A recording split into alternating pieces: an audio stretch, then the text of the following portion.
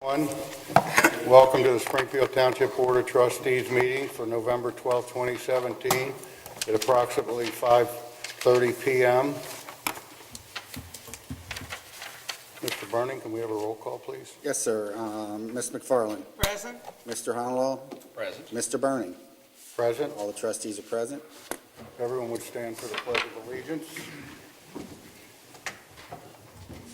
I pledge allegiance To the flag of the United States of America and to the republic for which it stands, one nation, under God, indivisible, with liberty and justice for all.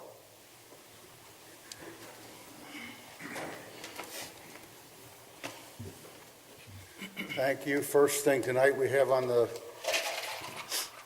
agenda is to approve the minutes from the regular meeting on November 14, 2017, and the regular work session on November 28. Do I have a motion to approve the minutes? So moved. Seconded. All those in favor? Aye. Motion carries. Next, Mr. Burning, do we have a fiscal report? Yes, Mr. Burning. For the month ending November 30th, 2017, the township expenditures were $3,415,818.55, and the receipts were $1,517,594.18. The ending cash balance of $19,955,927.09 includes obligations for expenditures, payroll, regular operating costs, ongoing capital improvement projects, and investments.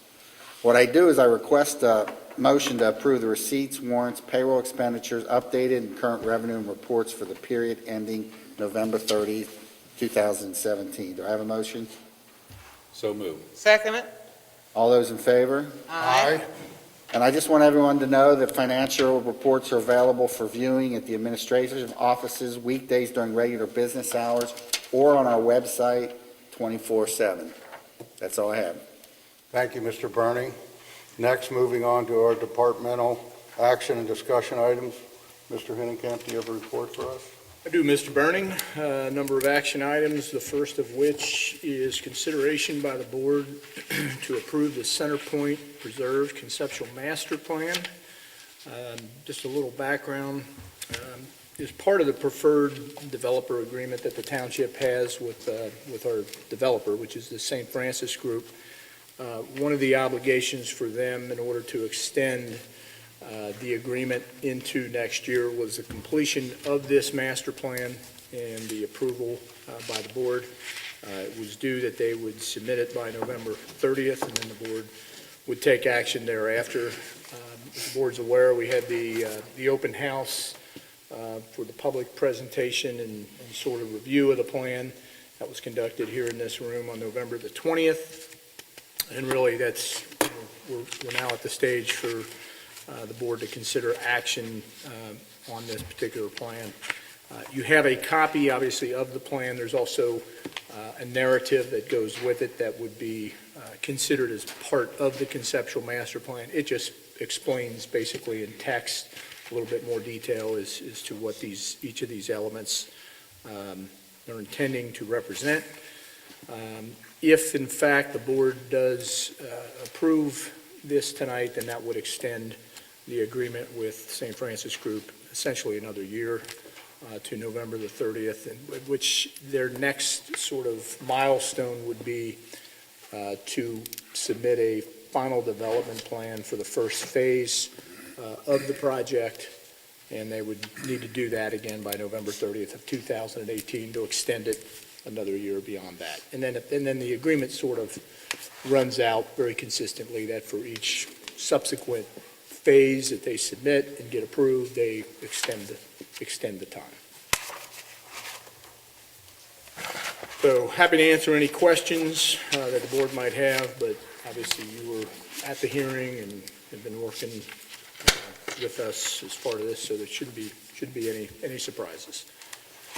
Well, I continue to be amazed because, and I'm glad to see this, that the guiding principles basically reflect what a lot of individuals had requested, as far as any type of development in there, that there be walkability with walking paths and trails, and integration of the park rather than having the projects be separated, which I think was very, very important. And then preservation, preserving as much of the green space and the tree canopies as possible. So, when you look at those guiding principles, and it appears their ability, when I look at the schematic, to put that schematic in a form that embraces all of that, I just think that's a positive thing. So I'm very comfortable with the direction that we're going at this point. Gwen, I would agree with that. We had the meeting here, the open house, and comments ranged from don't do anything, I like it the way it is, to people thought this was great. I do think that this is, what's in the best interest of the entire township. And, I think this represents kind of like a maximum build-out of the site. It does. And this doesn't mean that this is exactly what would be built, but it would be what could be built on the property. And so, and I also thought that the text to go along with all the various diagrams and pictures helps a lot, too. Provides a little clarity. Yep. I can't wait till it gets a little farther along.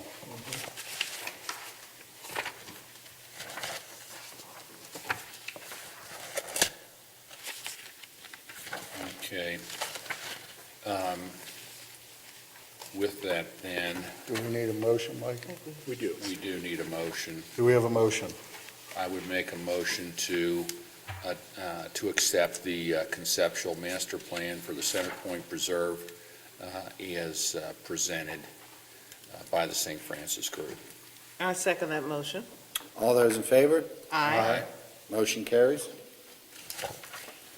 Okay, next item is I have two canine agreements. They are identical, just one for each of our two canine officers, one Officer Dan Carter, the other Officer Jim Sheeler.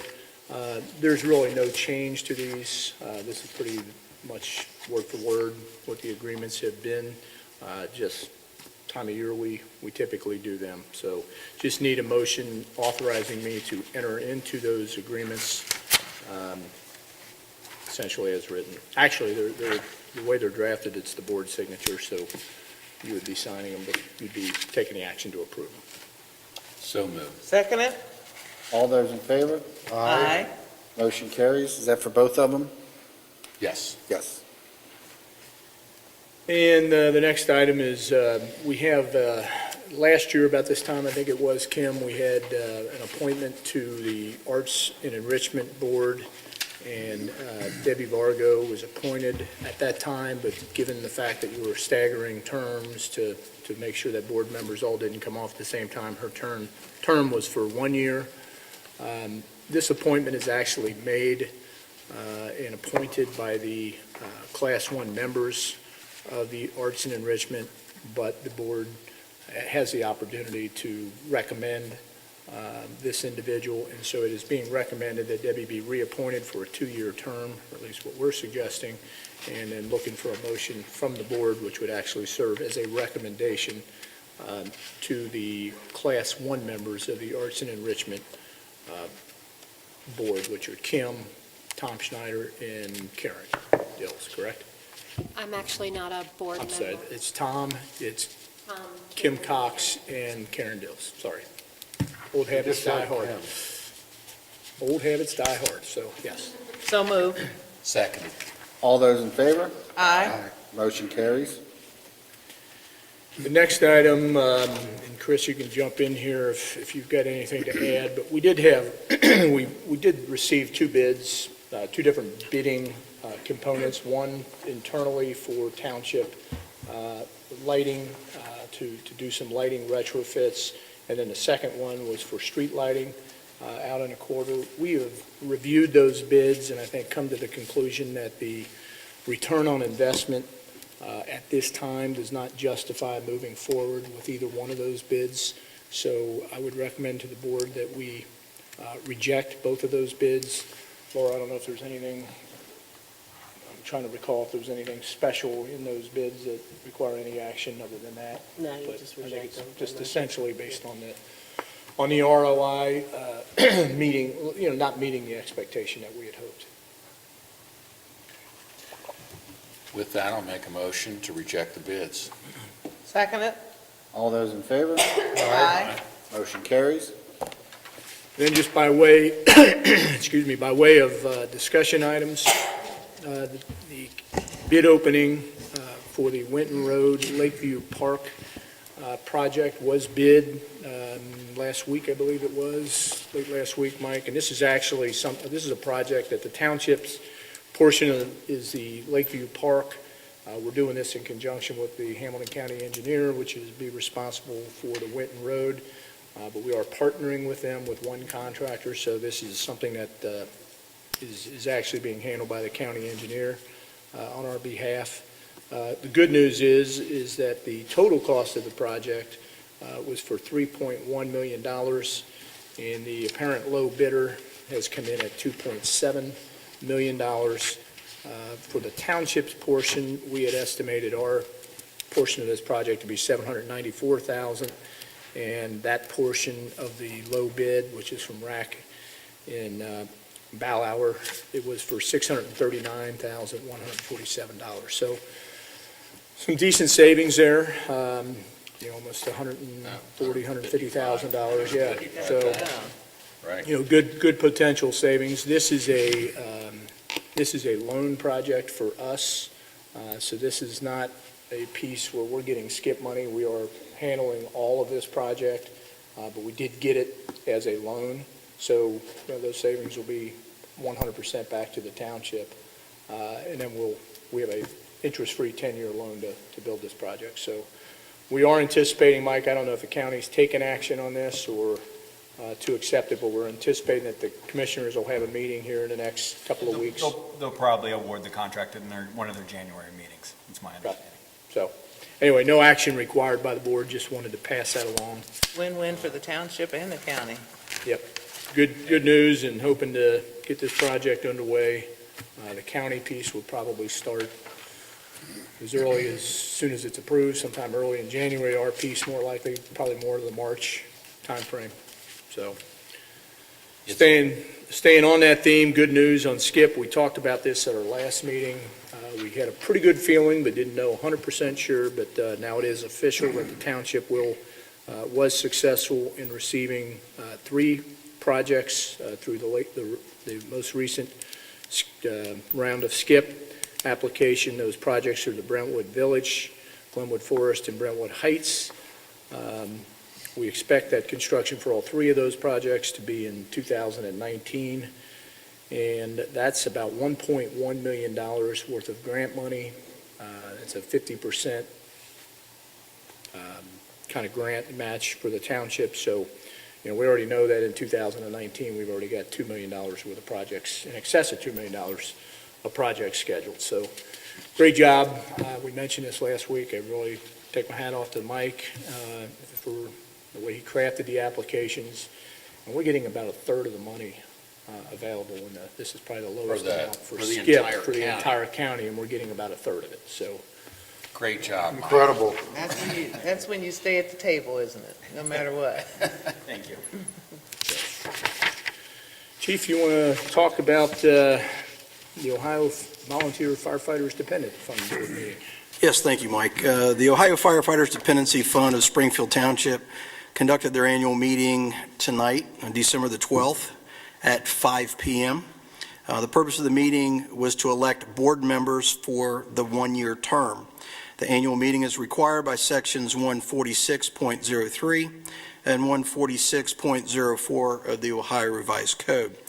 The purpose of the Ohio Firefighters Dependency Fund actually is this board would facilitate the benefits that a spouse would receive or a beneficiary would receive in case it would be a line of duty death of a firefighter.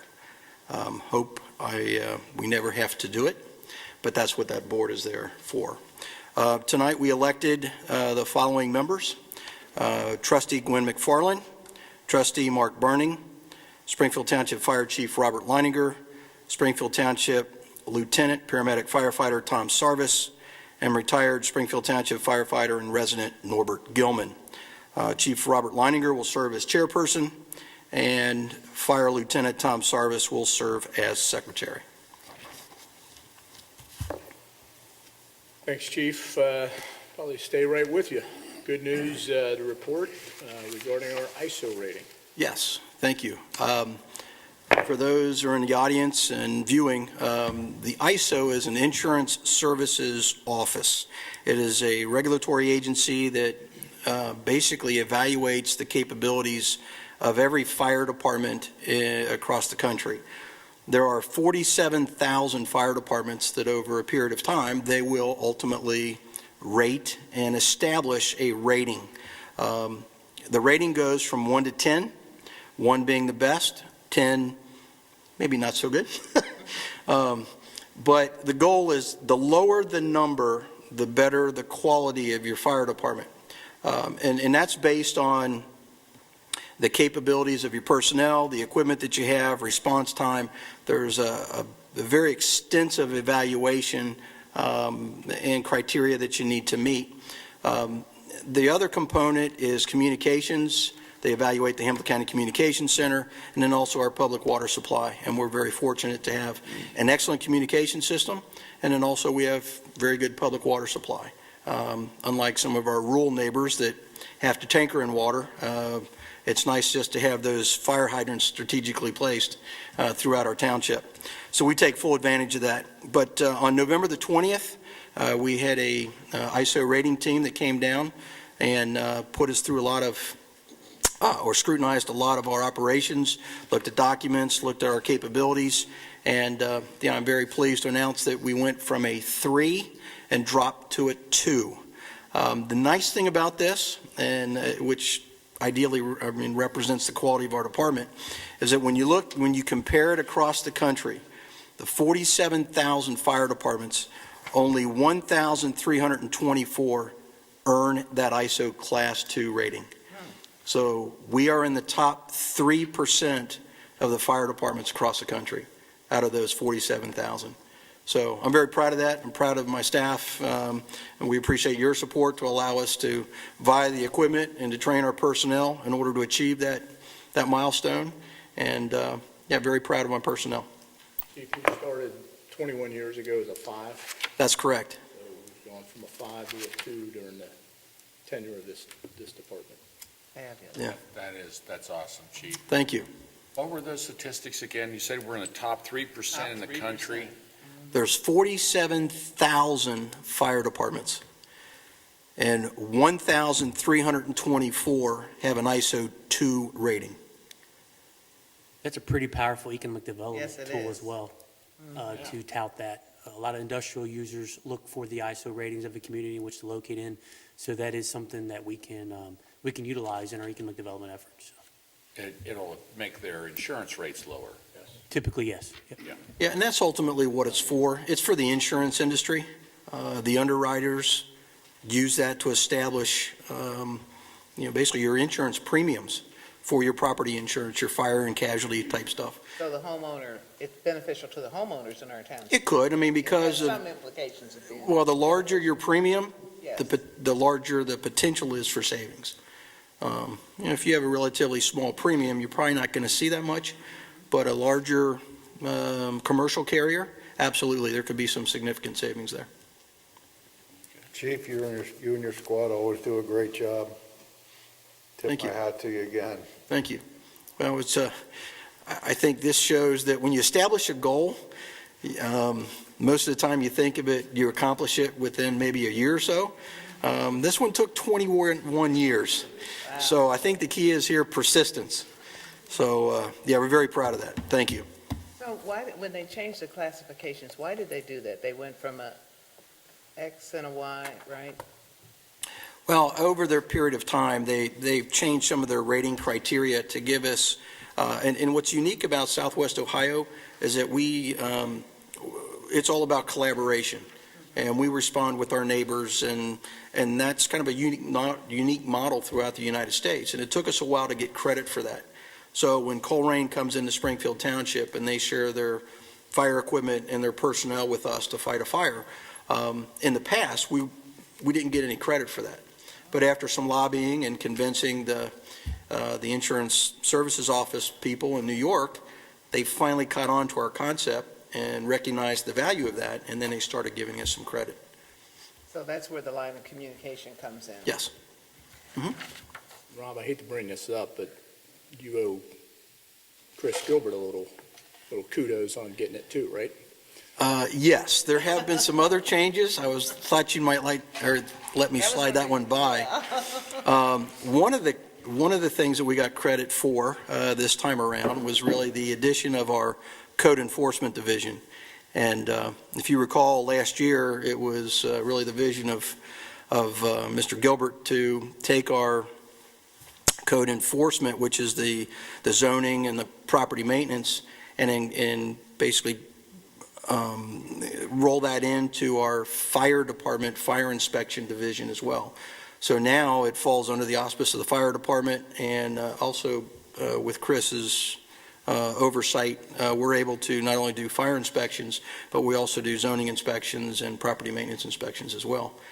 And it's paid a lot of dividends because we've been able to, I think, mitigate some of those cases that have just been kind of hanging around out there. And because we have the personnel and to go out there and meet with the residents and go out and do inspections and follow up on things, we're able to resolve some of these cases. So, yes, Mr. Gilbert's vision did pay dividends this time around. So thank you, Chris. I Chief, think, it pains me too. Blind squirrel. Yeah. and I think when you said we have the personnel, I think it's a little bit much better than that. We have the competency, our personnel Yes. are competent and qualified, and they also know how to engage the community when they're out there in a very positive way. Yeah. So Thank you. Not everybody has that. Thank you. Chris, great job, too. Thanks, Chief. Mr. Byrne, the only two other items that I have is you have copies of surplus property that this is something we do generally twice a year, if more often if we have a lot of that. But this is just properties that I have surplused as having no value from the township. And then we have a policy that just basically states we'll report that at least annually. So you have a copy, no action needed on that. And then the last thing I have is the personnel update and very limited activity. We did promote Derek Herzog to a full-time police officer. Derek was a part-time police officer. This was a good, his full-time effective date is December 2nd. As you recall, last month, we had the resignation of Officer Fuller, Patricia Fuller, who left us to go to the FBI. And we sort of anticipated that possibility when we went through our last hiring process and saw an opportunity with Derek. And so we brought him on as a part-timer, and he's able to transition. Has done, Chief, I think, very, very well during his time with us, and has made the adjustment very well. So saved ourselves an extra process by having a little hindsight there, so it worked out good for us. Kim, I'd ask you maybe bring us up to date on what's going on with community events and programs. Thank you. Arts Connect is wrapped up for December with all of our events. January is the time when we start working on our activity guidebook to get those out to all of the residents so they know what's going on for the full year next year. Our first event in 2018 will be on February 9th, and we are bringing Playhouse in the Parks performance of Pinocchio. The Daddy-Daughter Dance then follows that. We've extended that event because it is actually almost sold out. So we're growing that to 2 nights. We're going to do Friday, February the 16th and Saturday, February the 17th. And then I just also wanted to announce on March the 1st, we're going to have the State of the Township Community Address at 6:30 p.m. Thanks, Kim. The board has copies of all the departmental activity reports, so unless there's questions, that's all I have, other than to request that at the conclusion of our meeting, the board go into executive session for the purposes of discussing the employment of a public employee. Thank you, Mr. Hennenkamp. Next, before the board, we have a couple resolutions. First one is resolution number 104-2017, declaring nuisances pursuant to Ohio Revised Code Section 505.87 at various listed properties within Springfield Township and authorizing statutory actions necessary to abate the nuisances. Do I have a motion? So moved. Seconded. Ms. McFarland? Aye. Mr. Harlow? Aye. Mr. Bernie? Aye. Resolution carries. The next one is Resolution Number 105-2017, establishing assessment for abatement of dangerous property condition and certifying same to the Hamilton County Auditor. Do I have a motion? So moved. Seconded. Ms. McFarland? Aye. Mr. Harlow? Aye. Mr. Bernie? Aye. Resolution carries. Next, do we have any old business? I have a couple things. Kim was being a little, I guess, humble when she shared how the year has ended with the Arts Council, Arts Connect. We had a fabulous Winterfest and so much community involvement, and parents were involved and families were involved throughout that whole Saturday. And Santa Claus came through riding on his motorcycle, which the kids were really excited about and taken back, and it was a fantastic event. And everyone that I spoke with, even everyone when we were walking, Joe Hunterlaw and I walked and handed out candy, they were impressed. They were impressed because we were walking. I just want you to know that. So we started off with the Winterfest and then Pleasant Run Farms. They, as a community, they worked together and family. Santa Claus showed up out there, and according to the Pleasant Run Farms community and folks, it was a great, great, great day, a great afternoon. It was on December the 10th, which was a Sunday afternoon. And my understanding is that when some of the kids, many of them, saw Santa, they couldn't believe it, and they just ran out, and they had to stop the trucks and everything. But it was really great. So we had a great, as far as holiday festivals and in the township, there's been a lot of really active, fun events that have happened. And so now Pleasant Run Farms is saying they want to try and outdo Winterfest. So it's going to be interesting to see how we do and how we look for 2018. And also I'd like to, last month in our meeting, there was a discussion about concerns in Seven Hills and some of the incidents and nuisances that we've been following up on, and we've been following up on every nuisance complaint that is given to us. There are a lot of things that we can do, but we cannot really go behind and patrol people who throw garbage out, like throw out their cups. That happens so much, and you only see it afterwards. And so that's when we can intervene, is after the events have occurred, unless we actually see it or somebody sees somebody throwing out a bunch of windy boxes and bags and et cetera. It's a shame, but in today's society, that's an ongoing concern, not just in Springfield Township, but throughout all communities. So I wanted to see, Chris, I had some concerns, and I wanted to see how we followed up with those, any issues since, I guess it's been about a month, or 45 days? 45 days. Yeah, around 45 days since the last time that we came up with the plan to address some of the issues in Seven Hills. Obviously, prior to that, Seven Hills represented about 20% of our enforcement efforts in the township related to code enforcement. Since that date, and we've ramped up efforts in that community, it now represents over a third, 36% of our enforcement efforts since late October have been in Seven Hills. We've addressed 35 nuisances, which is every nuisance that was reported to us in that time period, out of the total of 96 in Springfield Township. So I would say that we are addressing the issues. We have an inspector that patrols that neighborhood at a minimum of 3 times a week. Really? And our part-time inspector spends every day troweling that neighborhood, as well as in days when he's not here, if we get a complaint and we have an inspector available, we go out that day. So we do have personnel that is monitoring that community. So I would say that we are addressing it. I know Mr. Gould had indicated that we have twice the number of township trash receptacles in that community, twice as many than any other neighborhood in the township. They are emptied at least once a week, most times twice a week, and they pick up a litter probably several hundred feet in either direction of the garbage can while they're out there. So we we are addressing it as much as we can with the resources we have, and I think we are making some headway in that regard.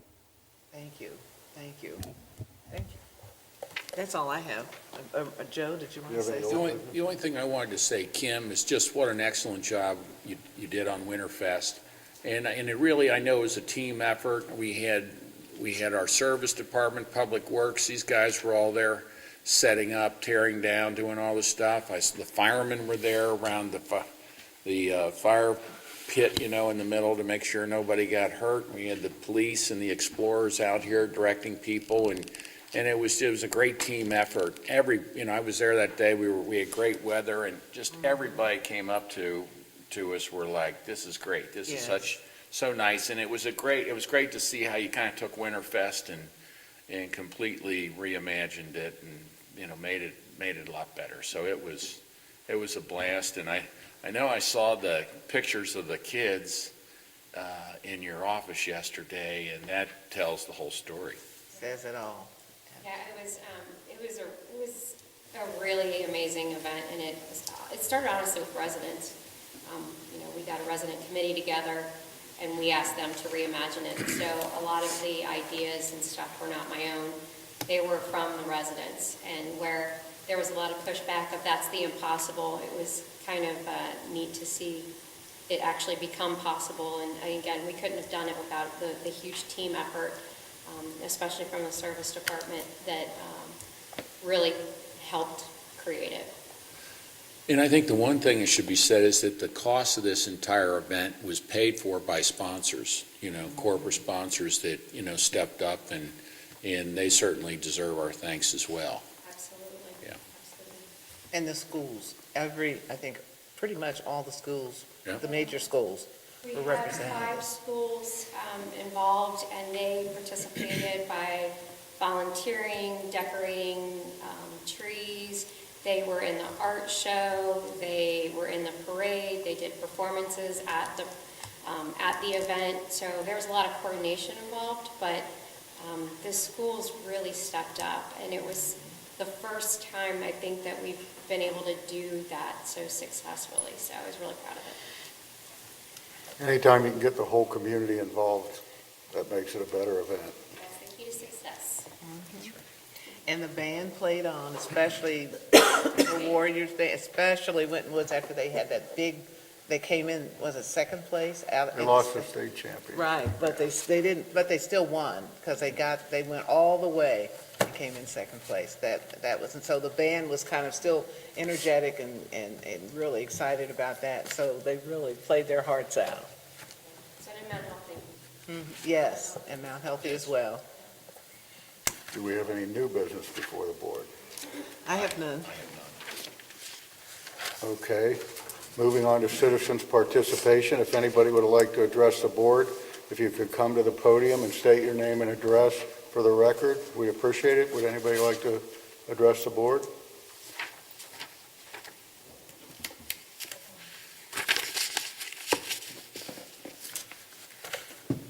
Don't be bashful, David. Since when is he bashful? Dave Hughes, 853 Denier Place. And Kim, congratulations. I hope this is an annual event. Who was that creepy clown? I'm going to do that next year. Anyway, Mr. Gilbert, where are we as far as liability insurance on Water Center Point, the potential for absolving the township of liability?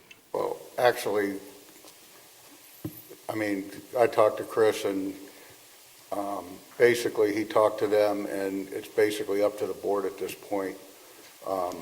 We already have the information, and we'll let you know in the next couple of days what we're going to do. Okay, can I call you? Yeah. I want to plant a seed, because I've had a chance to talk to different organizations in the city, and the potential. Center Point is one solution, but maybe there's something else that we can pursue. Things like a community garden. Kim, I don't know, are you familiar with the percussion park? No. Where they actually have like wood and steel drums, and kids and adults alike can come out and I think Arts Connect has had something to do with that in the past. Frisbee golf, we had an expert who designs Frisbee golf courses, was just ecstatic at the potential there. Even just planting daffodils and daylilies. So in terms of handicap accessibility, this is already a very accessible place. Most of the paths are asphalt, so I don't think that's a real obstacle. So I just want to plant the seed. We can talk about it down the road when it's convenient. And we're talking about very low cost to the township. So maybe it's a temporary solution, but I think it's something worth looking at fairly soon. So, any comments, questions? Well, we do have a contract with the developer that's already, we've had this conversation just a couple weeks ago, and Right. we have a contract with the developer. So why don't we Are there see what any- happens with that? Is there anything concrete in terms of what they want to do? Well, I mean, you saw the plan, you were here. Right. That's the plan. I think what you shared is what, when we looked at the guiding principles, and I shared this earlier just before you arrived, when we talked about walkability and paths, there are going to be walking paths, trails, and if there's any opportunities for anything like that, then the developer, would certainly be looking at that as an opportunity as well. And then the other thing I know that's been a real concern for you is making sure we, as much as possible, maintain the tree canopy. So that's also in there as well. So there's always areas that we could look at to expand, but right now, I think conceptually, that's where we are today. But I think your ideas are something that we can look into. Okay, thank you, Gwen. Well, my understanding, correct me if I'm wrong, is that what the Center Point proposal where it stands now is just that, a proposal. There's nothing concrete behind it. Am I correct? It's a master plan, and it is something, we've said, this is the design, this is what this looks like. It gives St. Francis Group the ability to go to market and see if there is a demand for it. And, I think that would be the way to say it.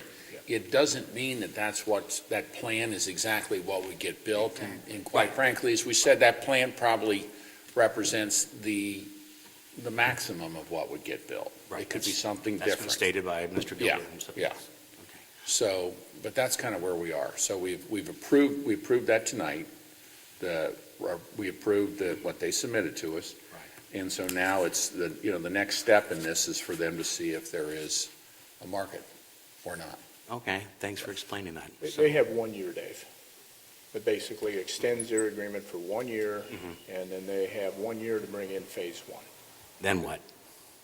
If they bring in phase one, then they'll start building. Yeah. Then you'll know that it's real.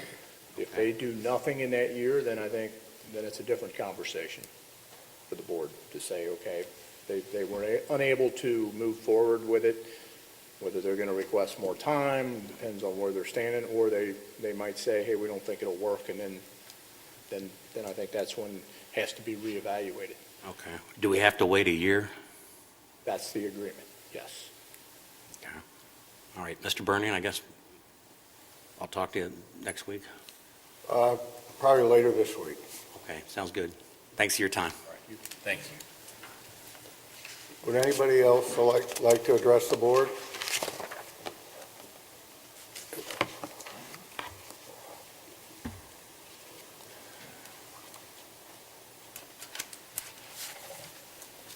Yeah, my name is Andrew Fisher. I live on 932 Springbrook Drive. I'm sort of piggybacking off what he was talking about. So I understand that there's a contract with St. Francis that's for a year and whatnot. I was just wondering, for the future, hypothetically, if the contract was to go away, and if maybe you did want to consider developing with another developer in the future, what's the legality of possibly opening up certain parcels of the park, like the ones touching Finney Trail and the Warder neighborhood, like the Warder Drive area? What's the possibility of possibly selling off little parcels of land to extend some of those people's backyards to give themselves more of a buffer so that if there was some sort of industrialization or development back there, they could maybe develop their own, like the people who live there could grow their own plants, make their own sound barriers, something to that effect. Maybe, is there any possibility for that?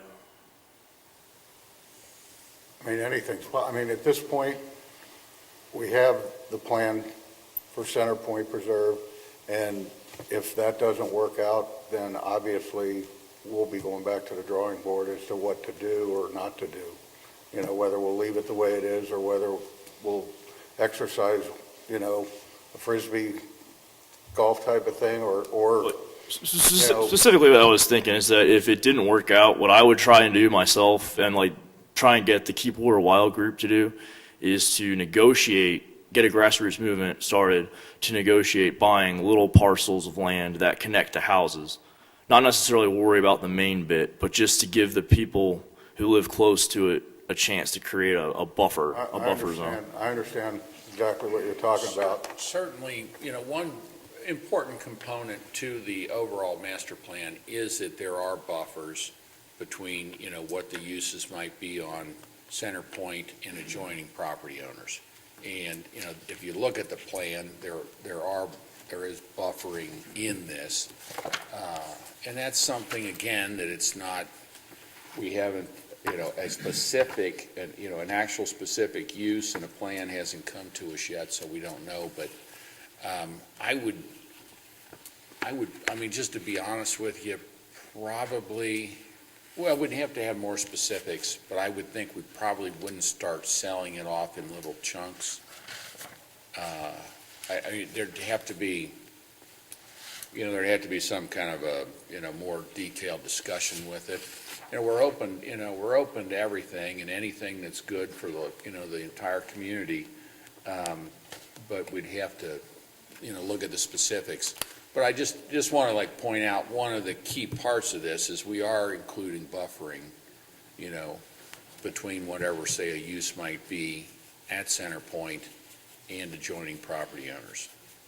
I just don't think, we're not going to commit to something tonight about Well, obviously, what's I going was to just, happen a year from now. I mean, if it gets to the point where it doesn't look like it's going to be developed, then obviously we'll listen to, you know, a lot of different ideas.